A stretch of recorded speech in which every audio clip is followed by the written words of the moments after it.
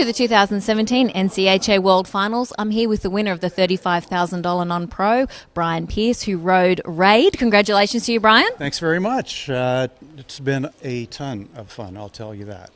Tell us about the win, what it means to you. Well, it's kind of the culmination of a long year. Maybe we didn't haul like a ridiculous amount, but it still was a lot of time on the road, which was all fun. Just meeting a lot of great people, and doing a lot of fun stuff. And of course, that doesn't always add up to a big win, but in this case, it did. So very happy for that. You may not know, my wife shows as well.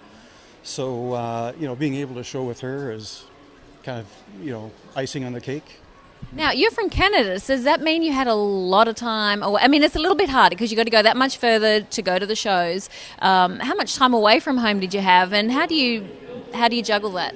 Right. Well, it's not that bad, actually. We're in the U.S. about 6 months of the year, and a lot of that we're showing. So we kind of take our time a little bit ahead of the show and after the show to either be in the Phoenix area where our trainer Mike Wood is, or just enjoy whatever show we're at, from California, Arizona, Colorado, New Mexico. They're just awesome places to be and spend some time. So we tried to smell the roses along the way. Tell me, what are some of the highlights of the year that really stand out to you? Right.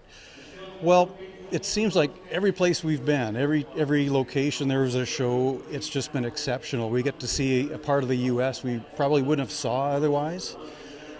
Many are small towns like Ignacio, Colorado, but they put on such great shows. And then we'd make some side trips and go to Durango and check out some of the restaurants and places to see. So it's just been so fun doing that. And North America is such a great place to do some traveling in. It's so pretty. No state's the same, even though there's some similarities. So we checked out some craft beer in a few places and things like that. So did you take time off work, or could you do work on the road? I could probably do some work on the road, but I've got the good fortune of retiring a couple of years ago. All right. So now my wife and I can kind of jump in with both feet and do this essentially as much as we want to do it. Okay, now you've got an interesting story because you're actually like a baby in terms of cutting experience, and you've already won a world title, which is very impressive. Tell us about your journey and how long ago you started, and how it's developed for you. Yeah, sure. Well, we back in Canada had bought a few cutting horses, and at that time we didn't do a lot of showing. We did some cutting at the ranch and went to some club shows, things like that. And then I guess as I saw that retirement was on the horizon, we knew we wanted to do this a little more. So we checked out Mike Wood in the Scottsdale area, and we thought, that's kind of a nice place in the world. It's warm a lot of the months, unlike, to be honest, where we're from. So we landed there, and that's just been exceptional for us.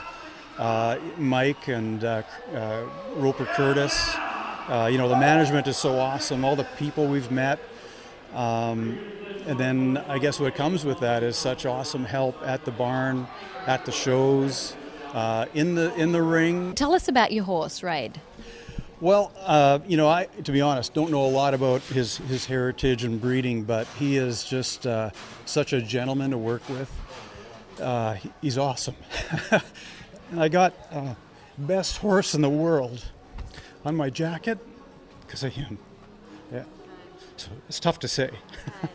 You've obviously got a real bond with this horse. He couldn't be better.